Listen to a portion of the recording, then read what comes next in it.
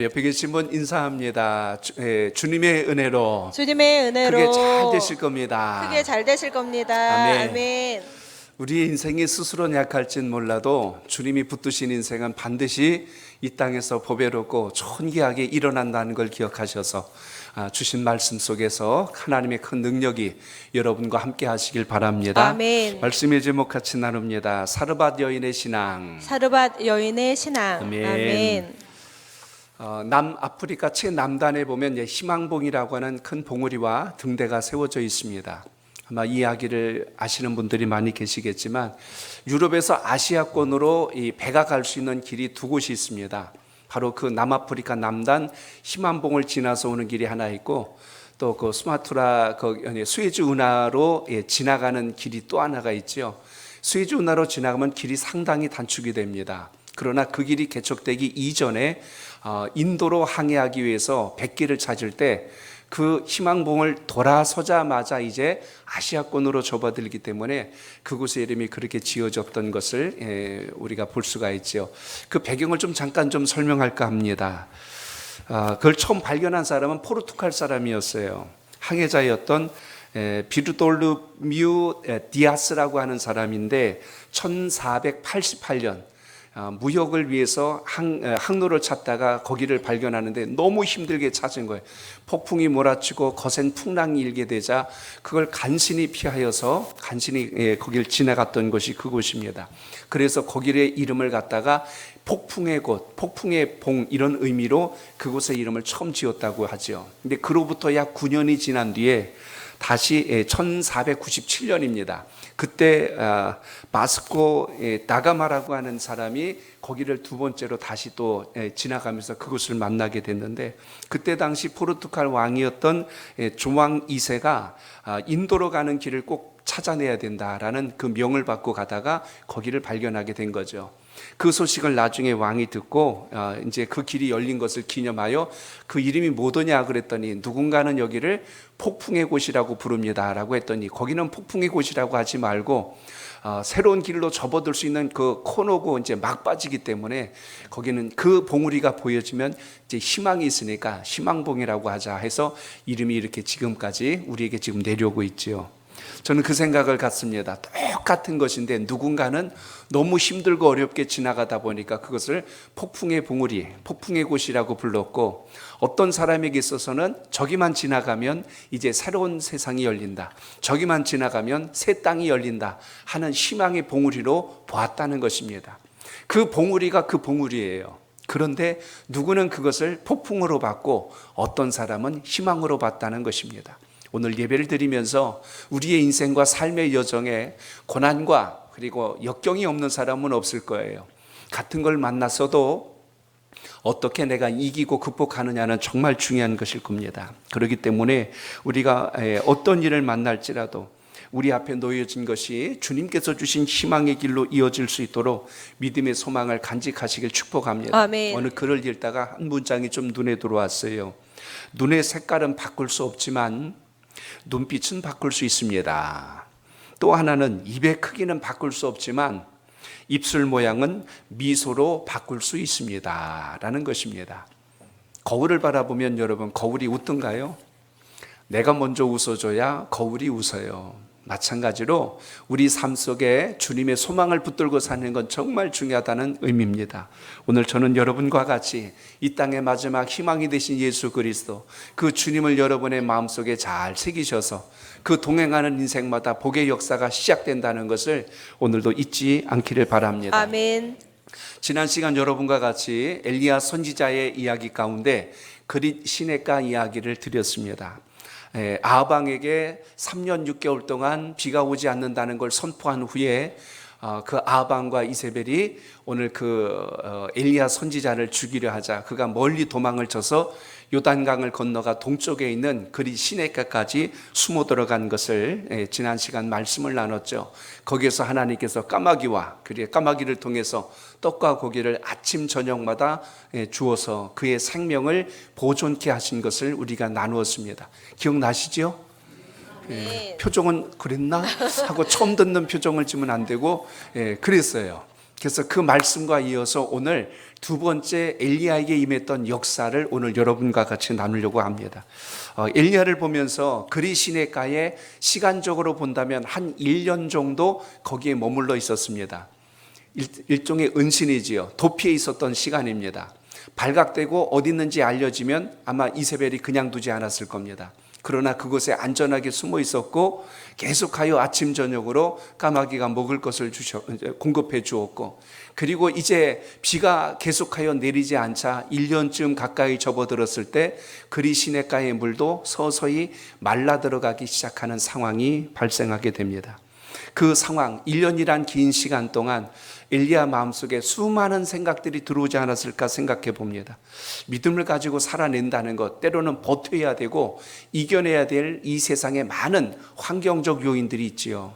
성경에 보면 하나님의 약속을 받았던 인물들을 생각해 봅니다. 아브람 같은 경우도 75세 하란 땅에서 약속의 땅으로 보냄을 받으면서 하나님이 자녀의 축복을 하십니다. 그런데 그 시간이 무려 약 25년이란 시간이 걸렸죠. 하나님 언제 주시려고 그럽니까 하고 얼마나 그 마음이 답답하고 또 힘들었을까. 그러나 마침내 하나님이 때가 이르러서 약속의 응답을 하신 것을 보게 됩니다. 이삭이 나이 40에 결혼을 하여서 60에 에서와 그리고 야곱을 낳게 됩니다. 20년이란 긴 텀의 시간이 어떻게 보면 인내의 시간, 기다림의 시간이지만 저는 이걸 바꿔서 믿음의 시간이다라고 이렇게 보여집니다. 야곱은 외삼촌 라반의 집에 가서 무려 약 20여 년간 종살이를 합니다. 거기에서 하나님은 야곱으로 하여금 거부가 되게 하시고 12자녀를 데리고 다시 고향 땅 부엘세바로 돌아오게 하십니다. 제가 지금 25년, 20년 이야기했어요. 요셉은 17살 때 애굽으로 형제들의 팔림을 당하여서 무려 30세 애굽의 총리가 될 때까지 13년간을 힘겹고 어려운 시간을 보냈습니다.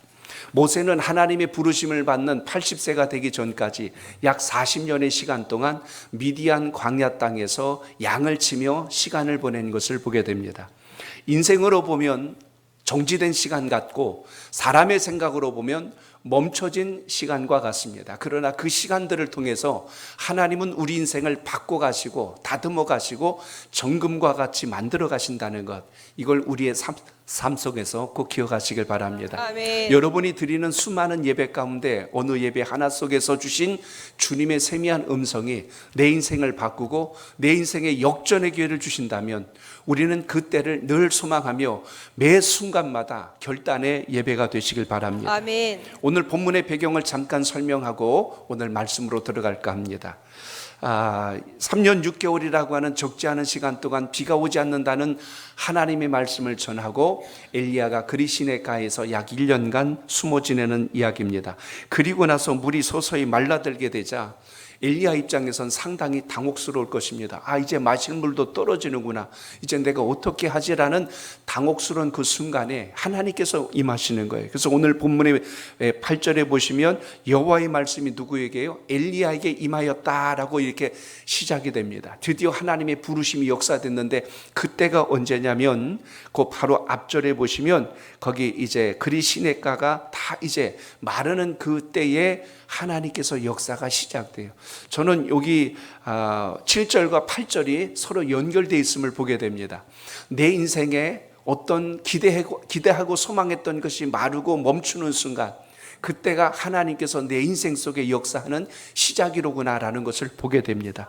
내가 볼 때는 끝나는 시간이고 마지막 시간 같은데 하나님이 개입하시고 일하시기 시작하면 그때부터 내가 전혀 알지 못했던 새롭고 놀라운 길을 주님께서 열어가신다는 것을 오늘 말씀을 통하여 기억하시길 바랍니다. 아멘. 하나님께서 말씀합니다. 너는 시돈 땅으로 가서 거기 사마리아 지역에 있는 한 과부의 집으로 가라. 내가 거기서 너에게 먹을 것을 공급하리라 라는 말씀을 듣고 엘리야가 그곳으로 향하는 역사가 시작이 됩니다. 그런데 그곳에 막상 도착하고 보니까 거기 한 과부가 정말 있었어요.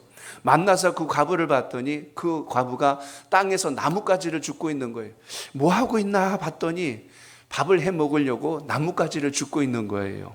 그래서 그 여인에게 혹시나 싶어서 물은 겁니다. 나에게 물을 좀 가져오시오라고 이렇게 청을 하자 이 여인이 이 사람을 엘리야를 보고 물을 가지러 가는 중에 이야기를 또 하는 거예요. 나에게 떡을 좀 가져다 주면 좋겠습니다 하고 또 청하는 거예요. 근데 놀라운 이야기를 듣습니다. 이 과부가 한다는 말이 무엇이냐면 우리 집에 가면 지금 밀가루가 딱 한 주먹 정도 있고 기름이 약간 있는데 이걸 반죽해 가지고 이걸로 오늘 이 주순 나뭇가지로 밥해 먹고 내 아들하고 이거 먹고 죽으려고 합니다 라고 그래요.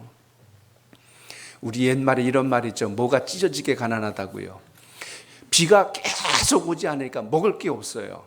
그러니까 기아 상태가 됐고 이 집에도 먹을 것이 이제 마지막 하나밖에 남지 않은 바로 그 집에서 오늘 엘리야가 요청을 하였더니 이게 마지막이랍니다. 이 이야기를 들을 때 엘리야 심정이 어땠을까요? 하나님 아버지, 아니 저를 이곳에 가서 먹이게 하신다고 하면 좀 그래도 넉넉한 집, 여유로운 집, 좀 편한 곳을 보내주시던가 만나게 해주시지, 아니 이거 지금 하나 먹고 죽어가야 할 집에 저를 보내신다는 게 이게 말이나 됩니까? 그런데 엘리야는 하나님께 받은 말씀이 있잖아요. 그러니까 이야기를 하는 거예요. 그렇다면 그 남은 것으로 나에게 떡을 하나 만들어주고 그리고 나머지는 가서 만들어 먹도록 하시오 하고 이렇게 이야기하는 거예요.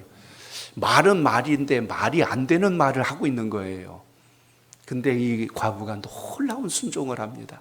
그대로 순종하는 역사가 일어나서 오늘 우리가 이 말씀을 따라가다 보면 결국 이 가정에 임한 하나님의 축복은 이 가정이 3년 6개월 동안 그 집에 밀가루가 떨어지지 않고 그 집에 기름이 마르지 않도록 하나님께서 도우시고 역사하는 섭리를 보여주셨다는 것입니다. 아멘. 오늘 우리가 나눠야 될 이야기의 전체 구성은 이 안에 있는데 이 안에서 제가 여러분과 나눠야 될 것은 왜 이 가정에 이런 역사가 일어났을까 하는 것입니다.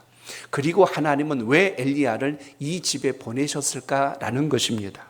오늘 말씀을 다시 정리해 보면서 7절과 8절 두 절을 다시 이어서 보겠습니다. 본문 7절과 8절 시작. 땅에 비가 내리지 아니하므로 얼마 후에 그 시내가 마르니라. 여호와의 말씀이 엘리야에게 임하여 이르시되 아멘. 땅에 계속하여 비가 내리지 않자 얼마 후라고 표현했지만 이 시간적으로 보면 거의 1년 가까운 시간이 되었는데 그 시냇물도 이제 말라버리게 됩니다.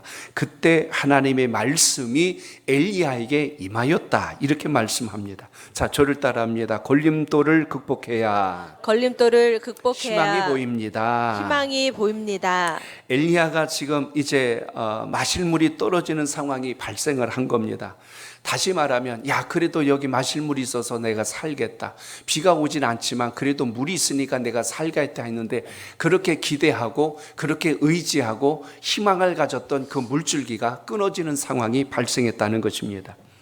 어려운 시기에 그래도 그 물이 위로가 되었는데 이제 그리시네가의 물이 더 이상 그곳에 있지 않게 되자 이제 어떻게 보면 엘리야 입장에서는 내가 이제부터는 어떻게 해야 되지라는 걱정과 근심이 밀려올 수밖에 없었다는 것입니다.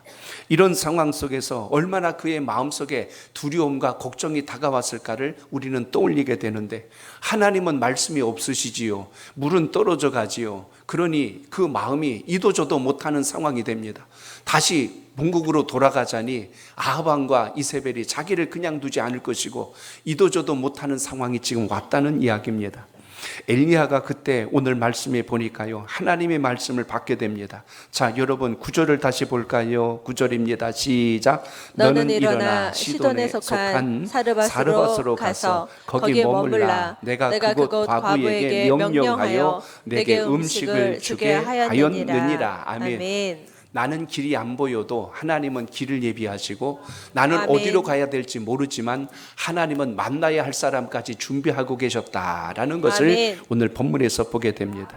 시냇물에 물소리가 나야 되는데 물소리가 나지 않아요. 그리고 하나님께서 이제 그를 통하여 새롭고 살아야 할 길이 어딘가를 알려주시는 것을 우리가 이 대목에서 보게 됩니다. 여기서 우리가 봐야 할 아주 중요한 대목이 뭐냐면, 우린 그냥 읽으니까 시돈이라는 곳으로 가면 되는구나라고 했는데, 이 시돈이라는 곳을 제가 좀 지도로 다시 한번 좀 이해를 돕기 위해서 가지고 왔습니다. 자, 그리 시내가는 여러분 보신 바와 같이 요단강을 중심으로 동편에 있어요. 그리고 엘리야 선지자에게 지금 가라고 한 곳이 어디냐면 저 위에 시돈이라고 하는 곳이고, 그 근처에 정확한 위치는 알 수 없어도 시돈에 속한 사르밧이라고 한 곳까지 지금 가야 되는 상황입니다. 자, 그런데 첫 번째 걸림돌이 뭐냐면 바로 시돈이에요. 여기가 어디냐면 이세벨의 고향입니다.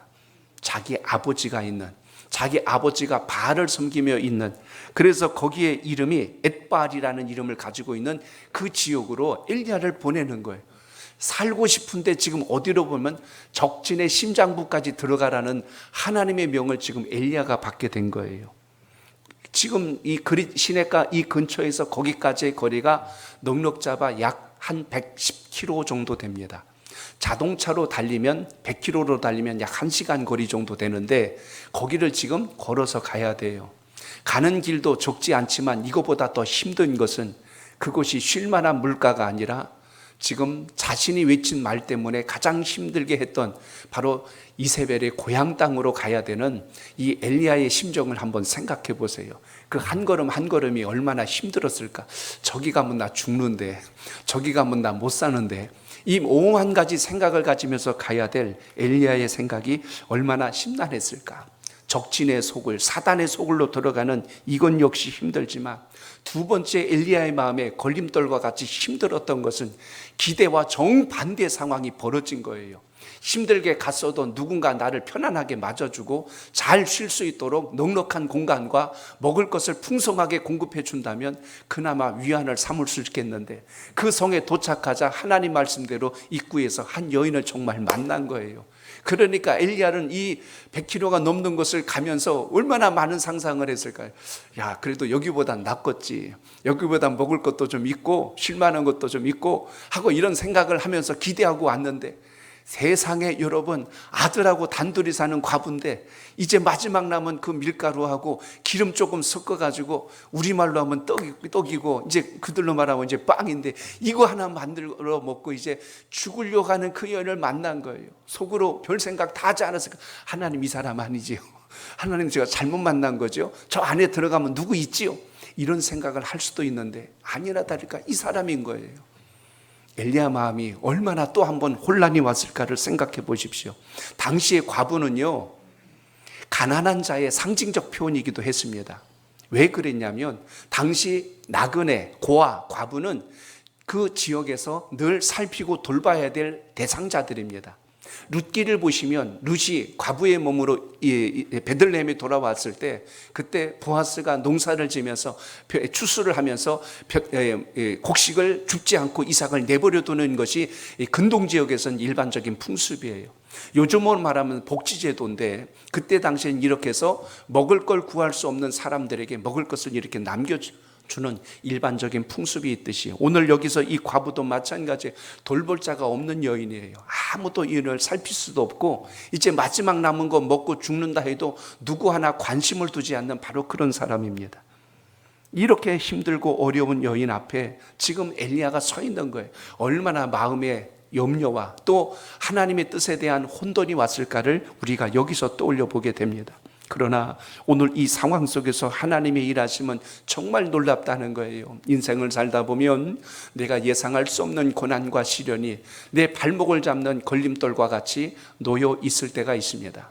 우리는 그 상황에서 이것이 나의 불행이요 염려라고 보기 전에 하나님은 이것을 통해서 무엇을 보여주시려고 하실까라는 믿음의 관점이 언제나 살아있길 축복합니다. 아멘. 그리 시냇가가 마를 때 하나님이 옮겨주셨고, 사르밧 여인을 만나게 하셨을 때 하나님은 또 무언가를 계획하고 계신다는 것, 내 인생의 첩첩산중이 아니라 그 산 뒤에 역사하실 하나님의 은혜가 무엇일까를 볼 수 있는 희망의 시선이, 믿음의 시선이 여러분의 시선이 되시길 바랍니다. 아멘. 그러므로 오늘 이렇게 만난 과정과 여건 속에서 우리가 또 한 가지 봐야 할 것이 무엇일까요?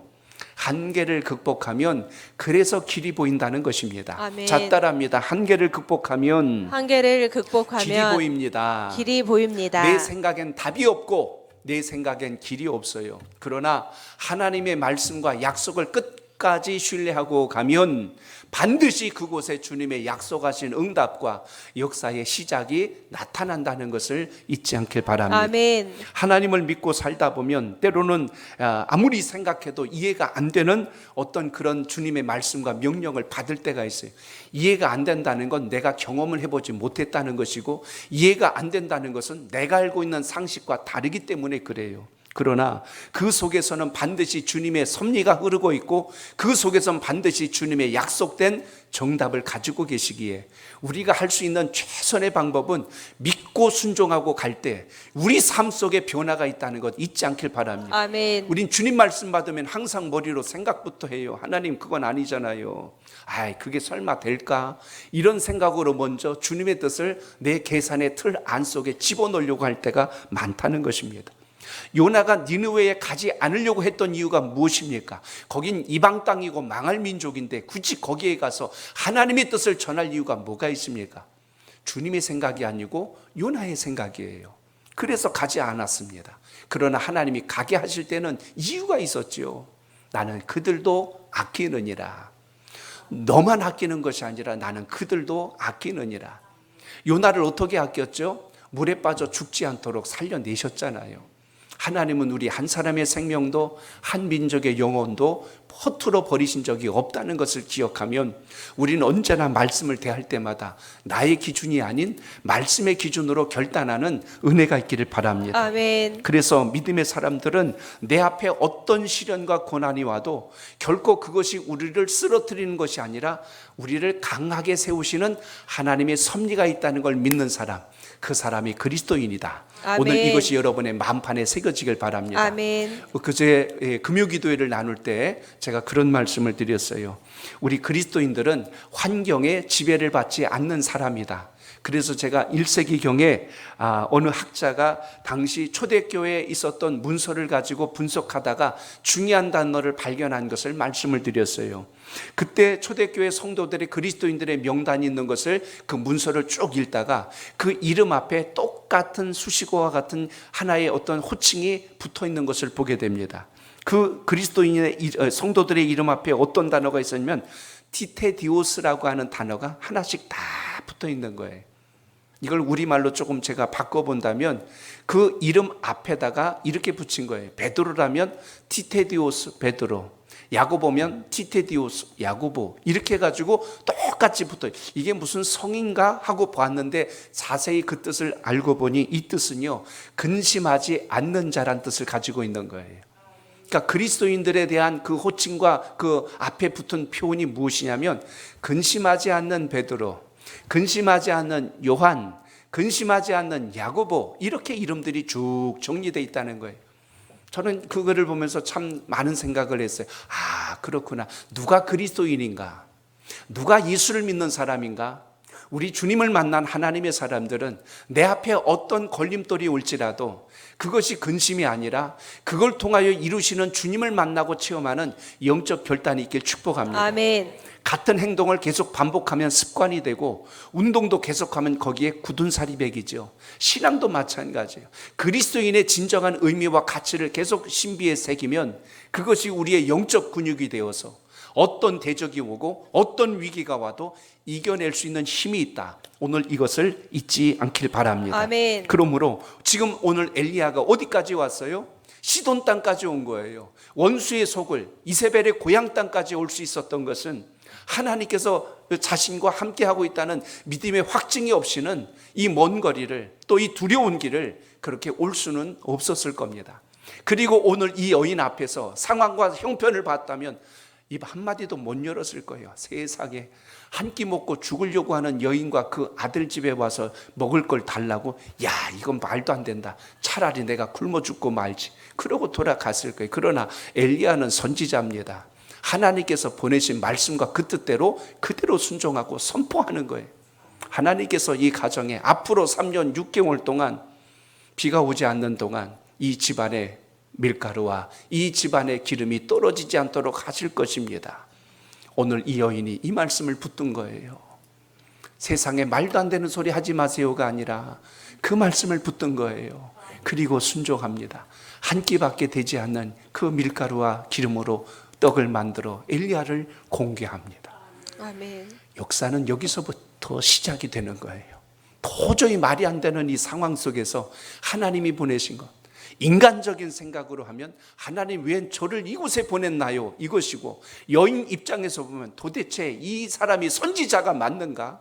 말도 안 되는 소리로 이걸 달라고 하니 세상에 날강도도 유분수지 이럴 수가 있는가 할 것입니다. 그런데 믿음의 시선으로 바라보니 엘리야는 하나님의 뜻을 그대로 전하였고, 이 여인은 주님의 음성으로 받았다는 이야기입니다. 아멘. 이 사이에 흐르고 있는 게 뭔지 아세요? 그걸 한 단어로 정의하면 순종이라고 합니다. 아멘. 엘리야가 하나님 말씀에 순종했고, 그 말씀에 순종하여 이 가정에 선포했고, 이 가정은 그 말씀을 주님의 말씀으로 받고 행동에 옮겼더니 역사가 일어났다는 이야기입니다. 아멘. 대신방 기간 중에 있어요. 모든 가정마다 기도하며 묵상 중에 주님께서 주신 감동으로 말씀을 준비하여 선포합니다. 그 말씀을 통하여 하나님께서 우리 가정을 일으키실 역사를 깊이 생각하고 영접하면 하나님께서 그 속에서 일하실 놀라운 계획을 반드시 발견할 수 있다는 사실을 오늘 이 예배 가운데 기억하시길 바랍니다. 아멘. 주님은 허투루 우리 인생에 말씀으로 오시지 않아요. 그렇기 때문에 오늘 이곳에 도착하여 말씀을 전하는 엘리야의 심정은 인간적인 감정이 아니라 철저한 하나님의 섭리였다는 것을 본다면, 오늘도 우리가 이 예배를 드리면서 환경으로 인하여서 낙심하는 자가 아니라 주님께서 허락하시는 것을 붙들고 이기는 신앙이 여러분의 것이 되시길 바랍니다. 아멘. 사르밧이란 뜻을 히브리 원문에 보니까 용광로란 뜻을 가지고 있고 도가니란 뜻을 가지고 있어요. 또 이걸 또 다른 표현으로 하면 연단이란 뜻입니다. 사르밧이란 곳이 어떤 곳이에요? 연단하는 곳이다. 용광로와 같이 녹이는 곳이다. 우리 엘리야 선지자의 별명이 있어요. 불의 선지자라고 합니다. 이제 다음에 우리가 또 이제 갈멜산의 역사를 만날 때 나눌 수 있겠지만, 여호와의 불을 이 땅에 내리는 선지자, 그래서 불의 선지자라고 했는데, 오늘 이 용광로의 의미를 잘 생각해 보세요. 내가 그 속에서 녹아지면 놀랍게 변화되고 불순물들은 다 제거되고 정금과 같은 인생으로 변화된다는 것 잊지 않길 바랍니다. 아멘. 저는 오늘 이 예배를 드리신 여러분이 용광로 안에, 주님의 도가니 안에서 나의 인생의 잡념, 불안, 걱정, 의심, 모든 불순물들이 제거되는 예배가 되시길 축복합니다. 아멘. 그래야 하나님이 여러분을 정금과 같이 쓰신다는 거예요. 아멘. 주님 나 쓰임 받고 싶습니다 해도 정결하지 아니하면 주님께서 쓰실 수가 없잖아요. 그래서 오늘 예배를 통해서 하나님 주신 그 은혜와 능력이 여러분 속에 살아있길 축복합니다. 아멘. 그래서 하나를 더 선포합니다. 저를 따라합니다. 말씀에 순종하면 말씀에 순종하면 축복이 있습니다. 축복이 있습니다. 사르밧은 두려움의 장소가 아니라 연단의 장소예요. 축복의 장소예요. 반전의 장소라는 것입니다.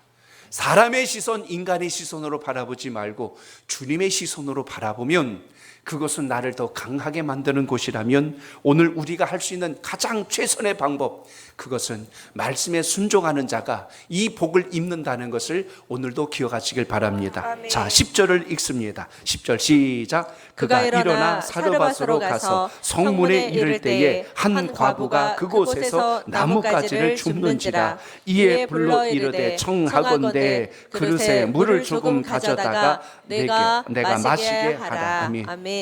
저는 10절에서 먼저 볼 단어가 뭐냐면 일어나라는 단어예요. 그가 일어나 사르밧으로 가서, 일어났다는 의미는 말씀을 듣고 순종했다는 거예요. 만약 그곳에서 하나님, 제가 그곳으로 어떻게 갑니까? 시돈 땅은 제가 갈 곳이 아니잖아요. 이 생각을 한참 했다면 제가 좀 한참 기도 좀 한 후에 결정해 보겠습니다. 그러지 않았어요. 우리 성경에는 그냥 그가 일어나 돼 있지만 원문의 의미 속에는 그 앞에 곧이라고 하는 의미가 담겨 있어요. 그것은 하나님의 말씀을 듣자마자 즉시 행동으로 옮겼다는 것입니다. 따라합니다. 순종이 축복입니다. 축복입니다. 여러분, 신앙생활 아멘. 잘하는 비결은 다른 데 없어요. 순종하며 가시길 바랍니다. 아멘. 하나님 말씀으로 순종하십시오. 내가 알고 있는 지식과 경험, 상식에 근거하여 결론 내리기 이전에 주님께서 이 말씀을 주신 이유는 나로 하여금 하나님께서 더 선한 길을 여시기 위한 계획하심이 있구나, 이것을 아멘. 반드시 마음에 새기시길 바랍니다. 아멘. 그렇기 때문에 오늘 여기 그 성문에 이르러 정말 과부를 만났는데 이 과부가 사실 엘리야가 생각했던 사람은 아니지 않습니까? 그래서 오늘 이 청하건대 그릇에 물을 조금만 가져다가 내게 마시게 하라라고 표현을 했지만 내가 만날 사람 아니지요 라는 것이 마음속에 한편에 들지 않았을까요? 그러나 그 질문 뒤에 바로 이어서 떡을 만들어 가져라는 이 말이 얼마나 입에서 나오기가 힘들었을까를 여러분 생각해 보십시오. 오늘 이 말씀을 통하여 우리의 신앙에서 가져야 될 것, 듣는 것에서 멈추지 않기를 바랍니다. 아멘. 아는 것에서 멈추지 않기를 바랍니다. 아멘. 순종이라고 하는 것은 주님 말씀을 받았을 때 그 뜻대로 그대로 행동과 반응을 보이므로 우리 삶 속에 나타나는 주님의 현상을 경험하는 능력, 저는 이것을 순종이라고 봅니다. 성문에 도착했을 때 만났던 오늘 이 여인, 한편에는 넉넉하길 기대했을 것이고 그 집이 좀 편안했으면 좋았을 것이고 또 그리 시내가보다는 훨씬 더 비교할 수 없는 안락함이 있었으면 참 좋겠다라는 마음을 가질 수도 있었겠지만 그 상황이 전혀 그렇지 않는 것 속에서 오늘 엘리야가 입을 열 때 그 말이 얼마나 힘겨웠을까. 11절과 12절 두 절을 이어서 같이 읽어봅니다. 시작. 그가 가지러 갈 때 엘리야가 그를 불러 이르되 청하건대 내 손에 떡 한 조각을 내게로 가져오라. 그가 이르되 당신의 하나님 여호와께서 살아계심을 두고 맹세하노니 나는 떡이 없고 다만 통에 가루 한 움큼과 병에 기름 조금뿐이라. 내가 나뭇가지 둘을 주어다가 나와 내 아들을 위하여 음식을 만들어 먹고 그 후에는 죽으리라. 아멘. 이 두 절을 보면서 오늘 놀라운 사실은 순종의 의미라는 것입니다. 그가 가지러 갈 때에 여인이 지금 순종하는데요, 제가 여기서 발견한 중요한 단어가 뭐냐면 여호와께서 살아계심을 두고 맹세하노니예요. 자, 여기 지금 시돈 땅입니다. 이방 땅이고 바알과 아세라를 섬기는 땅인데 이 땅에 사는 이 여인이 누구의 이름을 불렀어요? 여호와의 이름을 부르고 있다는 거예요. 저는 여기서 깜짝 놀라고 전율했어요. 이야, 시돈 땅에 하나님을 믿지 않는 백성들로 창궐한 그곳에 여호와의 이름을 두고 맹세하는 여인이 있었어요. 한 끼 식사 먹고 죽으려고 하는 이 가련한 여인이 그 속에 있었어요. 하나님께서 이 여인의 모습을 보고 계셨고 이 여인의 아픔을 보고 계셨고 그래서 엘리야를 들어서 보낸 곳이 이 가정이었다는 사실입니다. 먹을 것이 넉넉하고 마실 것이 풍족하고 모든 것이 여유로운 집이 아니라 한 끼 먹고 죽을 수밖에 없는 이 가장 가련한 집에 여호와의 이름을 두고 맹세하며 사는 이 가정 위에 오늘 엘리야 선지자를 보내어서 이 가정에 먹을 것이 마르지 않도록 역사하시는 하나님, 오늘 우리의 신앙과 믿음이 어디에 서야 할까를 기억하세요. 환경 탓하지 말고 내 처지 여건 핑계 삼지 말고 초지일관 여호와 하나님 주님 바라보며 갈 때 세상이 고난이고 시련이고 가뭄이고 흉년일지라도 주님은 택한 백성들을 굶지 않게 하시고 죽지 않게 하시고 아멘. 소생케 하신다는 역사를 기억하셔서 아멘. 이 믿음의 증거와 간증이 여러분의 삶 속에도 있기를 바랍니다. 아멘. 오늘 13절에 보니까요 이렇게 말씀하는 겁니다. 자, 13절 읽습니다. 시작. 엘리야가 그에게 이르되 두려워하지 말고 가서 내 말대로 하려니와 먼저 그것으로 나를 위하여 작은 떡 한 개를 만들어 내게로 가져오고 그 후에 너와 내 아들을 위하여 만들라. 아멘. 아멘. 13절 보면 여러분 충격받습니다. 믿음도 없고 신앙도 없고 여호와도 모르면요, 속된 말로 하면 이거 시험 들어 나가 자빠질 일이에요. 분명히 이거 마지막 거라고 했는데 지금 여기 보니까 엘리야가 한 첫 번째 말은 두려워하지 말라는 것, 두 번째는 나를 위하여 떡 만들고 난 후에 내가 정한 것을 그때서 하래요. 야, 이게 말이 정말 말 안 되잖아요. 이 조금 남은 거 아들 하나 먹이고 마지막 끝나려고 하는데 그거로 향하여 나를 만들어 주고 그 다음에 알아서 하래. 뭘 가지고 알아서 하라는 거예요. 근데 이 여인이 이걸 지금 순종하는 거예요. 아멘. 엘리야가 전한 말은 두려워하지 말라는 겁니다. 아멘. 그것이 마지막이라고 생각하는 걱정을 하지 말고 그것이 끝이라고 두려워하지 말고 아들이 죽을 것이라고 염려하지 말라는 거예요. 아멘. 근데 우리는 항상 신앙의 경계선이 여기입니다. 이거 하면 나 죽습니다. 이거 하면 나 끝납니다. 이러면 나 못 살잖아요. 주님께서 그 순간에 우리의 결단과 믿음을 주목하십니다. 아멘. 오늘 주님 안에서 믿음의 결단이 여러분을 살리는 능력이 되시길 바랍니다. 아멘. 하나님께서 엘리야 굶어 죽지 않게 하려고 보낸 게 아니라 사르반 여인 살려내시려고 선지자를 보내주셨어요. 오늘 여러분의 신앙과 믿음 속에서 주님께 붙들림 받기를 축복합니다. 아멘. 이 힘들고 어려운 척박한 세상 속에서 내가 뭘 붙들고 살아야 될까? 오늘 주님 앞에 나온 예배 자리가 여러분의 삶을, 여러분의 인생을 다시 녹여서 정금과 같이 만드는 기회가 되시길 바랍니다. 아멘. 성경에 순종해서 망한 인생 없거든요. 성경에서 말씀대로 살아서 잘못된 인생이 없어요. 하물며 아람 땅에 살고 있던 나아만 장군조차도 이스라엘 땅에 가면 엘리사라고 하는 선지자가 있는데요, 그 선지자를 만나면 그 병이 낫는데요, 나아만 장군이 그 고칠 수 없는 고질병 나병을 가지고 숨기고 있다가 그 자기 집에 있는 여종의 말을 듣고 이스라엘 땅으로 와서 선지자를 만나려고 했더니 사환이 나와가지고, 그 종이 나와가지고 한다는 말이 요단강에 가서 물 7번 씻으면 낫는다고 합니다. 그러고 들어가요. 나아만 장군이 그때 얼마나 자존심이 상했는지, 내가 그래도 한 나라의 군 장관인데 나와서 나에게 인사조차 없고 내가 어떻게 아프냐고 문안도 안 하고 그냥 다짜고짜 요단강으로 가라니 이게 말이나 되냐고 분노하고 있을 때 옆에 있던 수종드는 장수가 그래도 선지자의 말이니 들어보시고 순종하는 게 어떨까요? 그래서 요단강에 몸을 7번 잠그고 그 고질병과 같은 병이 깨끗하게 낫는 역사를 경험하게 됩니다. 아멘. 사랑하는 성도 여러분, 우리 신앙과 인생 속에서 놓치지 말아야 될 축복의 열쇠가 있어요. 말씀에 순종하시길 바랍니다. 아멘. 그래야 신앙의 기쁨도 감격도 영적인 체험도 믿음의 간증도 함께 한다는 것입니다. 아멘. 여러분이 주님의 사람이고 그리스도인이면 우리 하나님이 죽이지 않으세요. 우리 하나님께서 여러분을 내치지 않으세요. 아멘. 그러므로 사람의 생각으로 흉내내는 신앙하지 말고 정말 주님께 붙들림 받아서 은혜와 복을 입는 하나님의 사람 되시길 축복합니다. 아멘. 이제 말씀이 결론을 맺고자 합니다. 14절을 여러분 보세요. 시작. 이스라엘의 하나님 여호와의 말씀이 나 여호와가 비를 지면에 내리는 날까지 그 통에 가루가 떨어지지 아니하고 그 병에 기름이 없어지지 아니하리라 하셨느니라. 아멘. 신앙은 주관적인 체험이 있어야 담력을 갖습니다. 오늘 여러분의 마음속에 이론적인 신앙, 지식적인 신앙이 되지 말고 아멘. 하나님 주신 말씀과 은혜가 여러분 삶 속에 다시 한 번 더 강력한 능력이 되시길 바랍니다. 아멘. 까마귀가 그리시네가에서 먹을 것을 갖다 줄 때 엘리야가 얼마나 기가 막혔을까. 세상에 어떻게 저 까마귀가, 저 저주받은 부정한 짐승이 나에게 먹을 것을 갖다 주리라고는 상상도 못했는데 그것으로 무려 1년 가까이 생명을 연장하도록 하나님이 지켜주셨고, 지금 기껏 하나님이 시돈 땅에 가라 하셨는데 넉넉하고 부유한 집이 아니라 한 끼 먹고 죽을 집으로 보내주셔서 그곳에서 다시 하나님께서 엘리야와 그리고 그 가정을 죽이지 아니하시고 먹을 것을 계속 공개하며 하나님께서 살려내신 역사를 본다면 신앙은 여러분 추측이 아니라는 거예요. 믿음을 가지고 주의 뜻을 잘 붙들어서 형통한 인생을 만들어내는 여러분의 삶이 되시기를 주의 이름으로 축복합니다. 아멘. 하나님은 위기에 처한 성도를 결코 버려두신 적이 없어요.